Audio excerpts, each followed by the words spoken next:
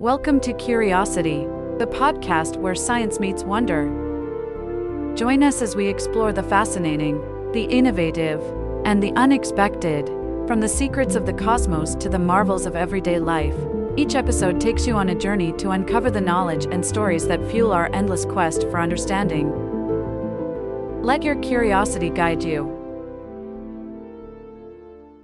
Hello, everyone, and welcome back to the show. We are incredibly excited to have you with us today because we are tackling a subject that I think, quite honestly, it changes the way you look at absolutely everything around you. From the medicine in your cabinet to the tires on your car, even the sky above your head. Oh, it certainly changed the way I look at my kitchen, my office, even the static on an old radio. It really turns the mundane into something magical. Exactly. So let's set the stage here. When we think about science, and I'm talking about the big capital S science, we usually have this very specific mental image, right? Usually, yes. I think we've all been conditioned to see it a certain way. It's the sterile laboratory. It's men and women in these pristine white coats. They're very serious. They're, frowning at a chalkboard that's just covered in these incredibly complex equations. Everything is meticulous. Every single step is planned. You have a hypothesis, you run a test, you get a result. It feels like this straight line from ignorance to brilliance. The myth of the perfect scientist. That's what it is. The idea that innovation is a clean, linear process of pure logic. Right. But today, we are going to completely shatter that image. Because if you look at the source material we've got for today, and let me tell you, this stack of research is heavy. It turns out that a shocking amount of the modern world, the things we literally cannot live without, exists solely because someone was clumsy. Or messy. Or they forgot to wash their hands after working in the lab. The big one. Or they were just incredibly, incredibly lucky. We are talking about the accidental discoveries that built the modern world. It is a fascinating topic. But I think before we really jump into the stories, we have to refine that idea of luck just a little bit. Because it's not just dumb luck. It's not like stumbling over a gold nugget while you're walking down the street and suddenly getting rich. It's more nuanced than that. Okay, so how should we think about it then? It's a concept called serendipity. And there is a famous quote by Louis Pasteur that appears in our research that really, I think, anchors this whole discussion. He said, "Chance favors the prepared mind." Chance favors the prepared mind. I really love that. It puts the agency back on the person. It's not just a random event. Exactly. It means that accidents happen to everyone. You drop things, I drop things. We all make mistakes. But the scientist, the true innovator, is the person who drops something, sees it break, and instead of just, cursing and cleaning it up, they stop, they look at the shards, and they ask, wait, why did it break like that? That is the key distinction we're going to see today. The difference between a mess and a miracle is curiosity. It's the willingness to pause and really look at the failure. Precisely. Yeah. And the stakes here, they couldn't be higher. We aren't talking about minor conveniences or fun trivia. Without these specific accidents we're about to discuss, we just wouldn't have antibiotics. We wouldn't have modern tires on our cars. We would have safe surgeries. We wouldn't have safe surgeries. We wouldn't even have the internet or the electronics we're using to record this right now. It's fundamental. It's actually kind of terrifying to think about how fragile our history is. If one guy decides to clean his lab bench properly one afternoon, we might still be dying of simple infections. It is a very real possibility. We could be living in a very different and frankly much darker world. So here's the roadmap for today's exploration. We have broken this down into categories of oops, for lack of a better term. We're going to look at medical miracles born from trash. We're going to look at kitchen appliances that started as, believe it or not, melted snacks in a pocket. Right. We've got materials that changed industry. And we're going to finish with some cosmic discoveries made because of, pigeon droppings. A personal favorite of mine, it really highlights the glorious absurdity of the universe sometimes. It really does. So let's not waste any time. Let's jump into section 1, the dirty lab miracles. And we have to start with the big one. The one everyone kind of knows, but maybe doesn't know the full, messy story of, penicillin. The mold that saved millions. This is the absolute grandfather of serendipitous discovery. So, set the scene for us. Where are we? When is this happening? We are in London. It's 1928. We are at St. Mary's Hospital. And we are looking at a Scottish bacteriologist named Alexander Fleming. Now, Fleming was a brilliant man. He had already done some impressive work, but he had a reputation. He was not exactly tidy. He was a slob, that's what the notes say. In a scientific context, yes, you could say he was a bit chaotic. He wasn't the type to scrub down every surface at the end of the day, and that chaos is absolutely crucial to what happens next. Okay. So it's September. Fleming decides to go on vacation with his family, and because he's Fleming, he leaves a bunch of culture plates. These are little glass dishes where you grow bacteria, just sitting out on his lab bench. He doesn't put them in the incubator. He doesn't clean up before he leaves for, what, a week? Weeks. Yeah, he just leaves them stacked in a corner. Yeah. And it's important to know what was on them. These plates are growing Staphylococcus bacteria. And for those of us who aren't doctors, just remind us, how bad is staph? It is nasty stuff. It causes staph infections, boils, sore throats, abscesses. In 1928, if that got into your bloodstream, it could very easily kill you. There was no real cure. It was a serious threat. So he goes away, has a nice holiday, and comes back to a mess. The standard post-vacation blues. You come back to a pile of work and a dirty desk. You start sorting through these plates to clean them up. He's putting them in a tray of Lysol to kill the bacteria so he can wash the glass. Right, just getting rid of a failed experiment. Exactly. And most researchers, 99% of researchers would have looked at them, seen they were contaminated with mold from the air, which happens all the time in old labs with open windows, and just thrown them in the bleach. Just trash. Because the experiment is ruined. You can't trust the data if there's mold growing on it. The experiment is absolutely ruined. It's garbage. But Fleming does that prepared mind thing. He picks up one plate and he's about to dump it, but he stops. He notices something weird. What does he see? There's a blob of mold growing on it, contamination. But around the mold, there is a clear halo. A halo, like a ring. A clear zone. Everywhere else on the plate, the Staphylococcus bacteria is growing thick and cloudy like a yellow slime. It's thriving. But right around this specific blob of mold, the bacteria is transparent. It's dead. It is literally dissolved. So the mold had a kind of force field. In a way, yes, a chemical force field. The mold was secreting something, a chemical weapon, really, that was killing the bacteria to protect its own territory. Wow. Now, Fleming identifies the mold as a strain of penicillin notatum.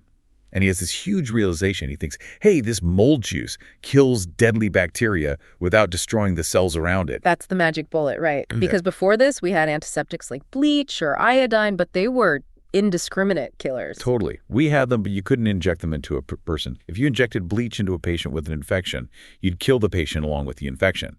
Fleming realized this mold juice was potentially safe for the host, but deadly to the germ. That was the breakthrough. And this is where the story usually ends in high school history books. Fleming finds the mold, boom, we have penicillin, World War II is won. But the source material highlights something really important here that gets left out. The delay. The massive, frustrating delay. How long are we talking? I mean, with a discovery like that, you'd think it would be on the front page of every paper. You would think. Fleming published his findings in 1929, and the scientific community shrugged. They largely ignored it. They ignored the cure for infection. Why? Well, they didn't see it as a cure yet. It was a curiosity. Fleming couldn't purify the substance. He was a bacteriologist, not a chemist. He couldn't make enough of it to be useful. It was unstable. It degraded quickly. For them, it was just, oh, look, this mold kills germs in a dish. Neat. It sat there for over a decade. That is wild. So we had the key to fighting bacterial infection sitting in a scientific paper from 1929, and nobody did anything with it. Not in the meaningful way. Until World War II. That's when the pressure changed dramatically. You had a team at Oxford University, Howard Florey, Ernst Boris Chain, and Norman Heatley. They were desperately looking for ways to treat wounded soldiers. They dusted off Fleming's old paper and said, we need to make this work. So Fleming provided the initial spark, but Florey and Chain were the ones who had to build the fire. Correct. And it was not easy. They were not well funded. At one point, they were growing the mold in hospital bedpans, old milk churns, bathtubs, literally anything they could find at Oxford during the war. Wow. But the impact was immediate and unbelievable. In previous wars, infection killed more soldiers than bullets. If you got a deep cut in the mud of the trenches in World War I, you likely died of sepsis. Penicillin changed that overnight. It turned a death sentence into a nuisance. And Fleming, Florey, and Chain shared the Nobel Prize in 1945 for it. And rightly so. It was a team effort, sparked by a single messy accident. And it all started because Fleming didn't wash his dishes before he went on vacation. A messy desk saved hundreds of billions of lives. It is the ultimate argument against tidiness. I am so going to use that excuse the next time my desk is messy. I'm incubating brilliance, okay? Just leave me alone. I'll let you try that one on your boss and see how it goes. All right, let's move to another medical miracle. This one is less about being messy and more about, well, a desperate search and a really lucky team up. Let's talk about insulin. Yes, this is a story of tragedy and triumph. And we have to understand the context. Before the 1920s, a diagnosis of type 1 diabetes was a death sentence. There was no treatment. You starved to death because your body couldn't process food. It was horrific. I was reading the notes on this. They put children on what were basically starvation diets just to extend their lives by a few months. It was a heartbreaking way to go. And our story starts with a Canadian physician named Frederick Banting. And the sources say he wasn't even a diabetes expert, was he? No, not at all. He was an orthopedic surgeon, of all things. And he was struggling to start his practice. He was. And because he didn't have many patients, he had to teach classes to make ends meet. He was preparing a lecture on the pancreas one night. He was reading a journal article, his eyes were getting heavy, and he sort of drifted off. The power nap. The power nap of destiny. He woke up with an idea scribbled in his notebook. He had this hypothesis. He believed that the pancreas secretes something that controls sugar, but that the body's own digestive juices from the pancreas were destroying this substance before it could be isolated. He thought if he could stop the digestion, but keep the sugar control part, he'd have the cure. So he goes to the University of Toronto with this idea, which is pretty radical at the time. It is. He teams up with a student, Charles Best, and gets lab space from a professor, John McLeod. And this is where the experiment gets a little grim, but was necessary science for the time. They were removing pancreases from dogs to induce diabetes and then trying to inject them with this islet secretion they managed to extract. And did it work? It worked on the dogs. Their blood sugar dropped dramatically. One dog, Marjorie, lived for months with the injections. But here is the serendipity, or rather the brick wall they hit. They tried to give it to humans, and it was a total disaster. Why? What went wrong? It was impure. It was just muck, as they called it. It caused terrible abscesses and severe allergic reactions. Banting and Best were surgeons. They could do the operation, but they couldn't do the fine chemistry. They were stuck. They had the cure, but it was too dirty to use. It was heartbreaking. So what happened? How did they get past that? The serendipitous moment was the addition of James Collip to the team. He was a brilliant biochemist who just happened to be on sabbatical at that specific university at that specific time. He joined the group and, in a matter of weeks, figured out an alcohol extraction method that could purify the insulin. Talk about the right person in the right place at the right time. Absolutely. The perfect skill set at the exact moment it was needed. And in January 1922, they went into a hospital ward in Toronto. There were children there, comatose from diabetic ketoacidosis. They were dying. And they went bed to bed, injecting them with Collip's purified insulin. And the result? It was described as a resurrection. By the time they reached the last child in the row, the first ones they injected were already waking up from their comas. Oh. It wasn't a cure. They still had diabetes. But it turned a fatal disease into a manageable condition. Banting's late-night inspiration was the start, but without that serendipitous collaboration with Collip, it might have remained just a theory that killed dogs. It's amazing how often collaboration pops up in these stories. It's almost never a lone wolf saving the day. Almost never. You need the idea, but you also need the person who knows how to execute it properly. They're often two different people. Okay, one more for this biology section, but this one bridges into physics, and it involves frogs. Blood frogs, to be specific, which is always a good start to a story. So we are going way back now to 1780. Luigi Galvani in Italy. What is he doing? Well, Galvani is dissecting frogs in Bologna. He's a physician and physicist, and he's investigating the nervous system. He has a skinned frog on the table, and he, or his assistant, the accounts vary, touches the frog's exposed sciatic nerve with a metal scalpel. And the leg twitches. It kicks violently, as if the frog were alive and trying to hop away. Now, Galvani sees this and thinks, I have discovered the secret of life. He thought there was a vital force, a special electrical fluid inside all living things. He called it animal electricity. Which sounds very Frankenstein, very gothic horror. Very. And Mary Shelley almost certainly knew about these experiments. The idea that electricity could reanimate dead flesh was huge in the cultural zeitgeist of the time. But Galvani was wrong about the why. He had the observation right, but the conclusion wrong. Enter Alessandro Volta. Right. Volta, a fellow Italian scientist, looks at this and says, essentially, Luigi, my friend, it's not the frog magic, it's the metal. He realized that the twitch happened most strongly when two different metals, like a steel scalpel and a zinc plate, touched the wet, salty frog tissue at the same time. So the frog wasn't the battery, the frog was just the wire or the electrolyte. Exactly. The frog was just the conductor. The electricity was coming from the chemical reaction between the two different metals. Volta set out to prove this by removing the frog from the equation entirely. And what did he build? Built a stack. He took discs of zinc and copper and separated them with pieces of cardboard soaked in salt water, simulating the salty frog meat. And that created a continuous current. A steady, reliable current. He built the voltaic pile in 1800. It was the world's first true battery. So every time I charge my phone or start my car or put batteries in a TV remote, that technology traces its lineage directly back to a guy poking a dead frog and being freaked out by the twitch. That is the direct lineage. Our entire portable power era began with a twitching amphibian leg. It's a perfect example of an accidental observation that was misinterpreted, then corrected, and then led to a completely different world-changing invention. That is just wild. Okay, let's leave the biology lab and head into the dark room. Section 2, the physics of, hey, that shouldn't be glowing. This is one of my favorite categories because it involves invisible forces. The scientists here are basically ghost hunters stumbling around in the dark. And it starts with Wilhelm Röntgen in 1895. Yes, Röntgen is in his lab in Würzburg, Germany. He is experimenting with Crookes tubes. These are basically glass bulbs with all the air sucked out. You pump high-voltage electricity through them to create cathode rays, which are beams of electrons. But he's doing this in the dark. What's the setup? Yes, the room is completely dark. He wants to study the fluorescence these rays can cause, but he wants to block the visible light coming from the tube itself. So he wraps the entire tube in heavy black cardboard. He seals it up tight. No light can get out. So the room is pitch black, utterly dark. Pitch black. He turns on the voltage. The tube is humming, but it's covered. But then, out of the corner of his eye, he sees something. There's a screen across the room, coated in a chemical called barium platinocyanide, and it's glowing, a faint, eerie green shimmer. But the tube is covered. Light shouldn't be getting out to hit it. Exactly. Visible light couldn't get through the cardboard.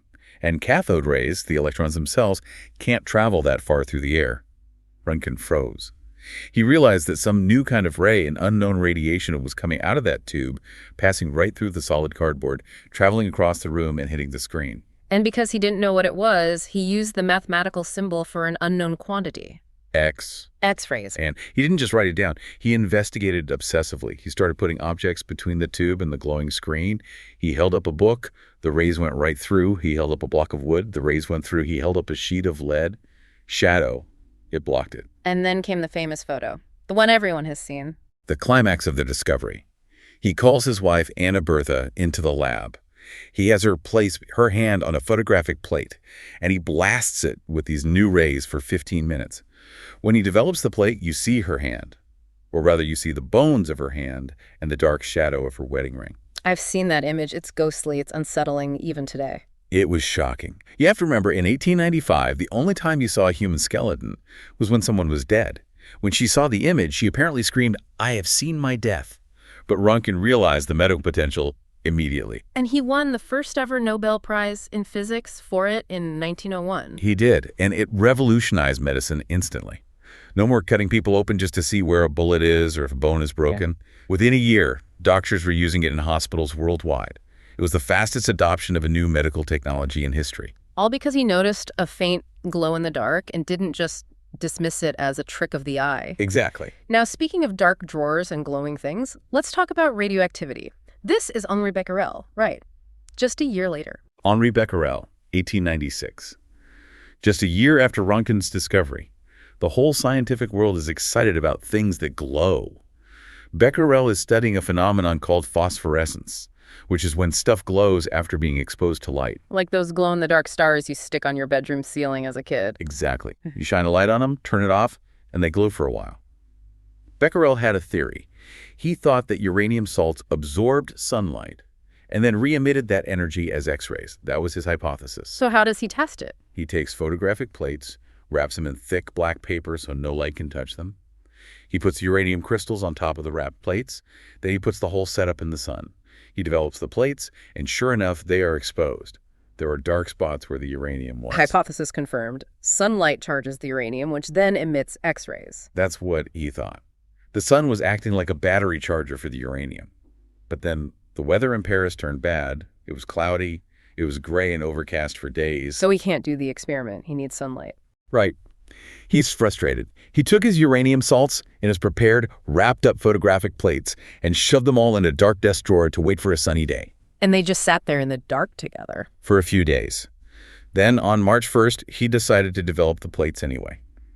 We don't really know why. Maybe he wanted to check if the plates themselves were faulty. Maybe he expected them to be totally blank. But they weren't blank. No. They were heavily exposed, pitch black where the uranium had been resting on them. Becquerel had his aha moment. He realized the energy wasn't coming from the sun. The rock had been sitting in total darkness and was still pouring out energy. The energy was coming from the rock itself. Whoa, that's a huge conceptual leap. It's monumental. That was the discovery of radioactivity, the idea that matter itself could be unstable and spontaneously emit energy. And this, of course, opened the door for Marie and Pierre Curie. They took Becquerel's accidental observation and launched the entire field of nuclear physics from it. All because of a cloudy week in Paris. If it had been sunny, Becquerel might have continued believing his incorrect theory for years. The bad weather forced the discovery. Nature conspiring with science. I love it. Okay, let's move from the high-tech lab to, well, the kitchen, I guess. Section 3, kitchen mishaps and food fails. Some of the best things in life happened because someone was hungry or messy or just trying to cook something and failed spectacularly. Let's start with the microwave oven. I use this thing every single day to reheat my coffee. I had no idea it was basically radar technology. It is purely military tech that was repurposed by accident. Meet Percy Spencer. It's 1945. He works for the company Raytheon. He's a brilliant, self-taught engineer working on magnetrons. What's a magnetron, for those of us who don't know? It's a high-powered vacuum tube that generates the radio waves, the microwaves, for radar systems. It's the tech that helped the Allies spot enemy planes during the war. So Percy is standing in front of an active magnetron in the lab. Is that safe? By modern standards, absolutely not. You would never do that today. But safety standards were a bit more relaxed back then. He feels something weird in his pocket. He reaches in. Please tell me it wasn't his leg burning. No, thankfully. It was a chocolate bar, a peanut cluster bar, to be specific, and it had turned into warm, sticky goo. It had melted right through the wrapper in his pocket. And he wasn't standing near a heater or anything? The room wasn't hot? No. He was a smart guy. He immediately realized the invisible waves from the magnetron were agitating the molecules in the chocolate and cooking it from the inside out. So Percy, being Percy, he didn't just stop there. He sent a boy out to buy a bag of popcorn kernels. You're kidding. He put them in front of the radar. He poured them onto the table right in front of the radar's horn. And pop, pop, pop. They exploded all over the lab. The world's first microwave popcorn. That's amazing. Then he decided to really test it. He got an egg, a whole egg, in the shell. He put the egg in the path of the beam. He had a skeptical colleague who was looking closely at it, wondering what would happen. The egg began to vibrate. The internal pressure built up, and then boom! Oh, no. Exploded hot yolk all over the poor colleague's face. Science is messy. And apparently dangerous for your coworkers. But the proof of concept was there. Food cooks incredibly fast with microwaves. Raytheon patented the idea and built the radar range. The radar range, it sounds very sci-fi, very 1950s. It was. The first commercial one was the size of a refrigerator, weighed 750 pounds, and cost about $5,000 in 1947 money. Wow. It was water-cooled. It took decades to shrink it down to the little box on your counter, but the fundamental mechanism is exactly the same as the one that melted that chocolate bar. From a melted snack to reheating my leftovers. Amazing. Now, what about breakfast? Let's talk about cornflakes. Ugh. The Battle Creek Sanitarium. This takes us back to the 1890s in Michigan. This was a sort of health resort run by Dr. John Harvey Kellogg and his brother Will. They were health fanatics. They believed that a bland, flavorless diet was the path to moral and physical purity. They basically hated flavor. Fun guys at parties, I bet. Absolute riots, I'm sure. They were trying to make a digestible bread substitute for their patients using boiled wheat and corn dough. One day, they got distracted, maybe called away to a patient emergency, and they left a batch of the boiled dough sitting out. It went stale. It dried out completely. Now, the brothers were famously thrifty. They didn't want to waste the dough, so they tried to run this dry, hard dough through the rollers anyway, hoping to get the long sheets of dough they could then bake. But I'm guessing it didn't form a sheet. No. It shattered. It broke into thousands of tiny little individual flakes. And most people would just sweep that up and throw it in the trash. The Kellogg's toasted them instead.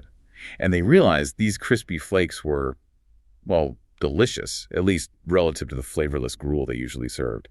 They served them to the patients with a bit of milk, and the patients loved them. It was a hit. It was a massive hit. It launched the entire breakfast cereal industry as we know it.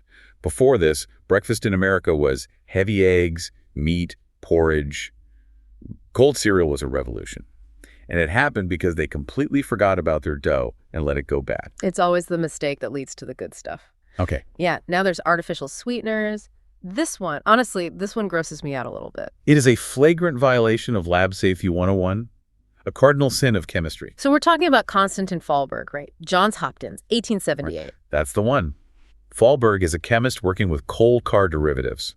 He's trying to find new uses for the waste products from coal gasification. He finishes a long day of work, goes home for dinner, and he picks up a dinner roll to eat it. And the bread tastes incredibly, intensely sweet. Like it's covered in sugar. Like pure sugar. But he hadn't put any sugar on it. His wife hadn't either. He wipes his mouth with his napkin. The napkin tastes sweet.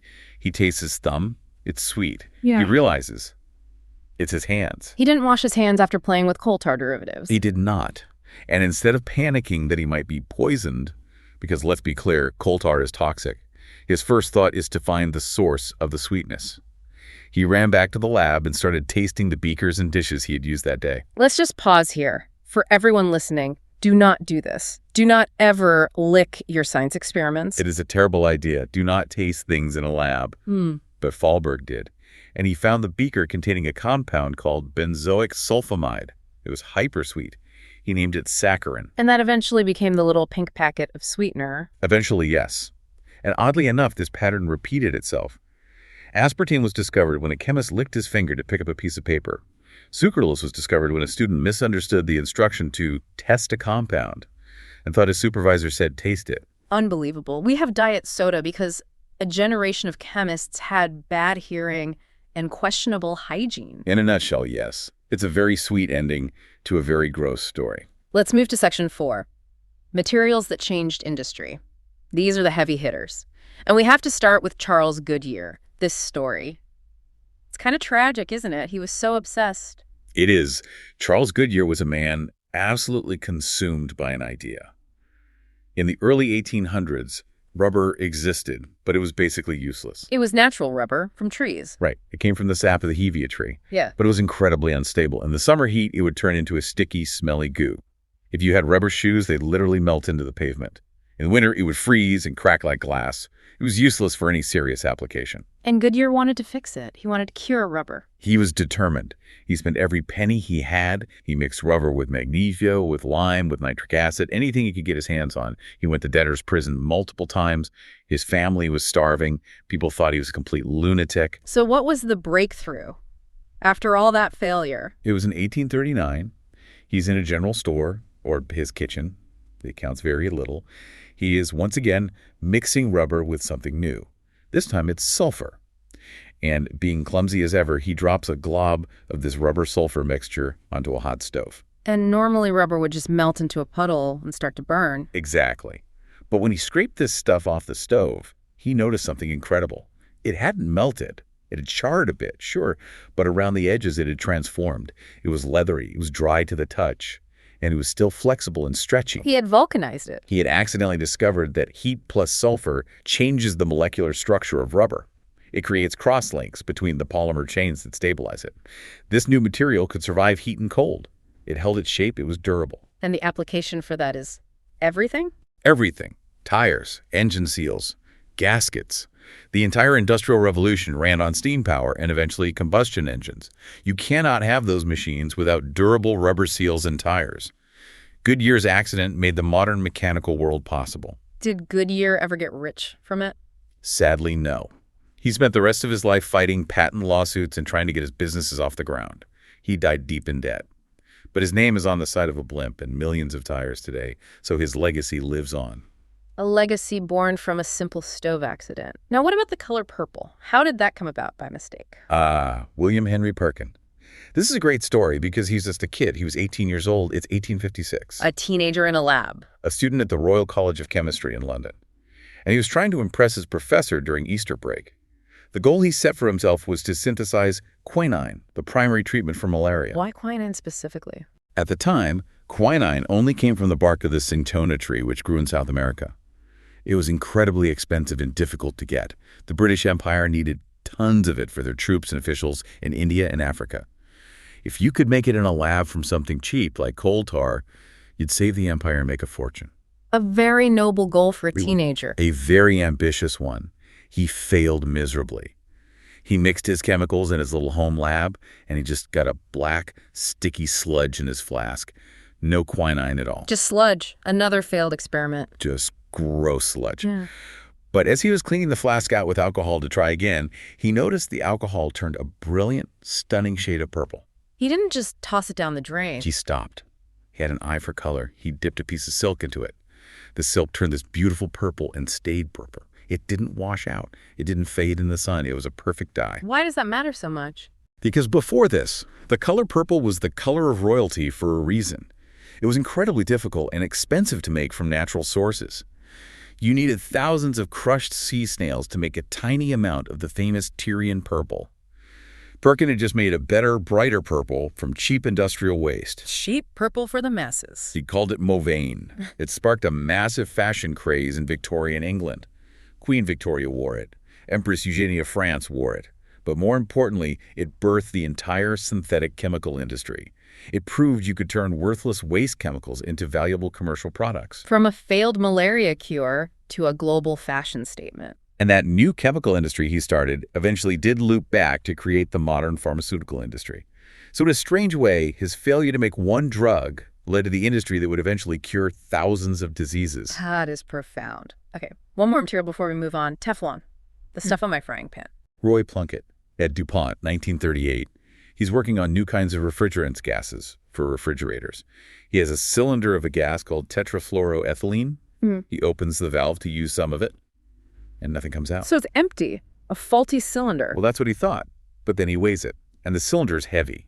It still weighs as much as a full one. It's full of something, but the gas isn't coming out.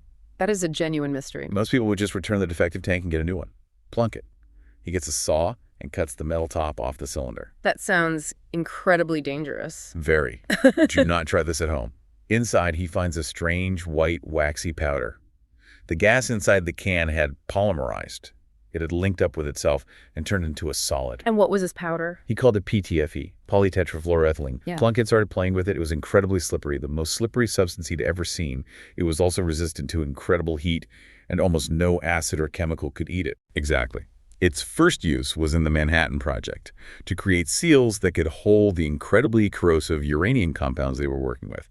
And eventually, a French engineer's wife had the idea to coat a pan with it, and the nonstick pan was born.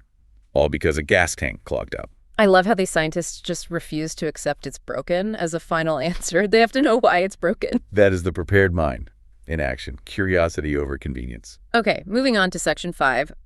Failures to connect, or I like to call this section the pivot. This is when you invent something, and it works perfectly, but it's the wrong answer to the question you were asking. And the absolute poster child for this is the Post-it note. There's no better example. Yes. Spencer Silver at 3M. 1968. Silver is a senior chemist at 3M. His job is to make adhesives. He's trying to make a super strong adhesive for the aerospace industry. He wants to create a glue that never, ever lets go. And he fails spectacularly. He creates a glue that is pathetic. It's the opposite of strong. It consists of tiny, microscopic spheres. It sticks, but if you pull on it, it pops right off. And because of the spheres, it leaves no residue. It is a low-tack, reusable adhesive. Which sounds completely useless if you're trying to build an airplane. Totally useless for its intended purpose. Silver knew he had something unique, but he didn't know what it was for. He promoted this weak glue within 3M for years. He gave seminars. Hey guys, I have this great new glue that doesn't stick very well. And nobody cared. They didn't see the point. Enter Art Fry. Art Fry, 1974. Fry is a chemical engineer at 3M, a colleague of Silver's, and he sings in his church choir. And he has a problem. He uses little scraps of paper to mark the hymns in his hymnal book. But when he stands up to sing, the little papers fall out onto the floor. It drives him nuts. We've all been there. It is super annoying. He is frustrated. And then, sitting in church one Sunday, he has his eureka moment. He remembers Spencer Silver's useless glue. He thinks, if I put that weak glue on a bookmark, it would stick to the page, but it wouldn't rip the delicate paper when I take it off. The aha moment. He goes into the lab, makes some samples. They start using them in the 3M offices. People go absolutely crazy for them. They realize it's not just a bookmark. It's a way to leave a note anywhere. On a file, on a phone, on a computer monitor, on a door. A solution that was just waiting for a problem to solve. That's a great one. And then there's the pacemaker. This one is almost terrifyingly simple. The mistake is so small. Wilson Greatbatch, 1958. He's an engineer at the University of Buffalo. He's building a device to record heart rhythms. He's at his workbench, soldering the circuit board. He reaches into his box of parts, grabs a resistor, and solders it into the circuit. And he grabbed the wrong part. He grabbed the wrong resistor. It was the wrong resistance value by a factor of 1,000. A simple mistake. When he turned the machine on to test it, instead of just recording silence, the circuit started to pulse. Bop, bop, bop, bop. A perfect, steady rhythm. It sounded like a heartbeat. It did. And Greatbatch had this incredible flash of insight.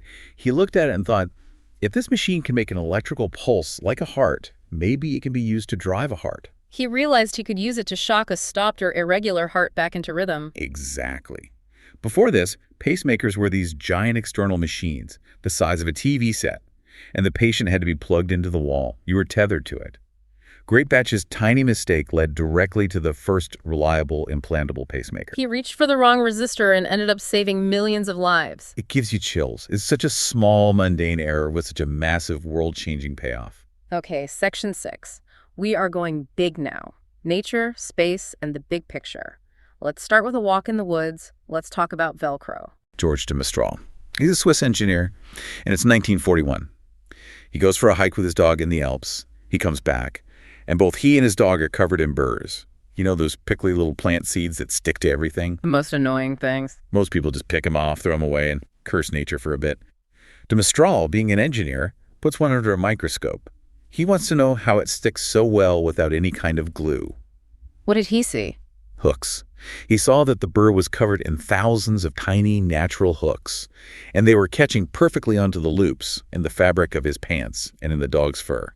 And he thought, I could engineer this. I can make an artificial version of this. That's biomimicry, copying nature's design. A perfect example. He created a material with a strip of stiff hooks on one side and a strip of soft loops on the other. He called it Velcro, from the French words velours, meaning velvet, and crochet, meaning hook. The space-age fastener, invented because a dog got covered in burrs. It took him years to perfect the manufacturing process, but yes, now it holds our shoes on and holds spacesuits together. Now, speaking of space, this is my absolute favorite story in the entire stack of research. The pigeon problem. This is the cosmic microwave background radiation. Yeah. The thermal echo of the Big Bang. Yeah. The oldest light in the universe. And it was discovered because of bird poop. It really was.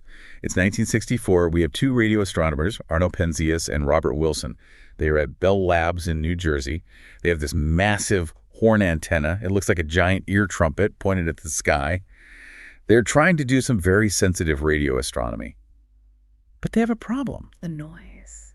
There is this constant, faint, static hiss in their receiver, a background hum. And it's coming from everywhere in the sky. Day, night, summer, winter, it doesn't matter where they point the antenna. The hiss is there. They can't get rid of it. They check everything. Is it interference from New York City? No. Is it the electronics in the receiver? No. And then they physically look inside the big antenna horn. And they see that a pair of pigeons has been nesting in there. And the pigeons have coated the inside of the antenna in what their scientific paper later politely referred to as a white dielectric material. Bird poop. Bird poop. So they think, okay, that's it. The poop is warm, it's radiating heat, it's causing the static. So you have to imagine two future Nobel Prize winners doing this. They get on a ladder, they trap the pigeons, put them in a cage, and then they scrub the entire antenna clean. Did that fix it? They turn the machine back on. The hiss is still there. Exactly the same. Oh no, after all that work. They are completely stumped. They think their multi-million-dollar instrument is just fundamentally broken. But then they happen to talk to some theoretical physicists at nearby Princeton University, led by Robert Dicke. And Dicke's team had just calculated that if the Big Bang Theory was correct, there should be a leftover glow of heat, a thermal echo, across the entire universe. And the static was the glow. The static was the microwave radiation left over from the birth of the universe, about 380,000 years after the Big Bang. Penzias and Wilson had stumbled upon the evidence for the origin of the cosmos while trying to evict pigeons and clean up their mess. They won the Nobel Prize for that discovery. They did. I wonder if they thanked the pigeons in their acceptance speech? I highly doubt it. But it's a great reminder that sometimes the noise in your data, the thing you're trying to get rid of, is actually the most important signal in the universe. And finally, for this section, let's go even further back in time, the dinosaur extinction. The Alvarez hypothesis. This is 1980. Luis and Walter Alvarez, a father and son team, a physicist and a geologist. They are digging in a gorge in Italy, looking at rock layers. And they find a very thin layer of clay that marks the KT boundary.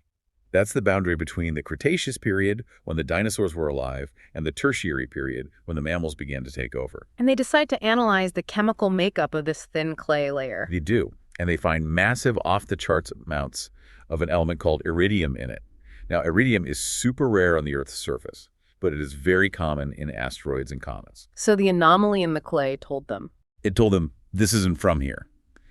They calculated that the only way to get that much iridium deposited in a thin layer all over the world at the same time was from the fallout of a massive asteroid impact. And this changed everything, didn't it? Before this, people thought dinosaurs just kind of faded away because they got too big or the climate changed slowly. Right. This was the first hard evidence that it was a cataclysm, a sudden, violent extinction-level event. It led to the discovery of the Chicxulub impact crater in Mexico. And it all started because they wondered why a single thin strip of clay had weird chemicals in it. So we've covered the dirty labs, the glowing screens, the melted chocolates, the wrong resistors, and the pigeon poop. Let's try to bring this all together in Section 7. What does this all mean? What are the common threads here? If we synthesize all these stories, we see a few common themes that are really powerful. First, as we've said, is observation. In every single story, the accident was something that could have been seen by anyone, but only the scientists stopped to actually look at it and question it. Right. Millions of people throughout history probably saw moldy bread and noticed things didn't grow near it. Countless people saw rubber burn on a stove. But Fleming and Goodyear ask why. That is the critical step. It's the curiosity that follows the accident. The second thread seems to be time. Oh, absolutely. These weren't overnight wins. Penicillin took 15 years to go from Fleming's dish to a widely available drug. Goodyear toiled in poverty his whole life. Post-it notes took almost a decade to find their purpose. Serendipity is just the start of the marathon. You still have to put in all the hard work after the lucky break. And the third one we've touched on is collaboration. Crucial. Almost none of these were solo acts. Fleming needed Florey and Chain. Spencer Silver needed Art Fry. Banting and Best absolutely needed James Cullip. The lone genius is largely a myth. You often need a second person, or a whole team, to look at your mistake and see that it's actually a feature, not a bug. Now, we do have to address the flip side. The source material is very clear that not all accidents lead to happy, world-saving endings. No, not at all. Discovery is a neutral tool. It can be used for good or for ill. Look at Fritz Haber, a German chemist. He figured out how to synthesize ammonia from the nitrogen in the air, the Haber-Bosch process. Which gave us synthetic fertilizer. Yes, it saved billions of people from starvation. It's the single reason modern agriculture can support the world's population. It's an incredible achievement. But Haber, a fervent nationalist, used that same technology and knowledge of gases to pioneer chemical weapons chlorine gas for Germany in World War I. He's called the father of chemical warfare. The same discovery, the same mind, leading to two completely opposite outcomes. Exactly. Or look at thalidomide. It was a sedative that was supposed to be exceptionally safe, but an accidental and misunderstood property of the molecule caused tragic, severe birth defects. Or even plastics bakelite and cellophane. They solved immediate problems of storage and electrical insulation, but now we're dealing with the immense, unintended consequences of global plastic pollution. So the accident starts the ball rolling, but we don't always know where it's going to land. Not at all. There are always unintended consequences. And what about today? In the modern world of big corporate R&D, do companies try to engineer this kind of luck? They do. They try to create serendipity machines. That's what the open office concept was originally about, or what Google's famous 20% time policy was. What was 20% time? Google used to let its engineers spend 20% of their paid time working on any project they wanted, anything they were passionate about, even if it wasn't related to their main job. Gmail came out of that. Google News came out of that. The idea was to let smart people have unstructured time to play around and see what happy accidents might occur. And companies like 3M, where the Post-it was born, they seem to have a culture of it. They do. A culture where failure is just seen as data. They try to create environments where people from different departments bump into each other and share their problems and their useless discoveries. And what about in the digital age? Does serendipity look different now? I think it does. Look at the internet itself. Tim Berners-Lee invented the World Wide Web for a very specific purpose, to help physicists at CERN share research papers. He didn't plan for Amazon or social media or streaming video. The application exploded far beyond the initial narrow intent. That's a form of serendipity. And what about AI? That's the ultimate black box for serendipity right now. We are seeing what are called emergent behaviors in large language models. They develop skills and abilities that we did not explicitly program into them. They are surprising their own creators.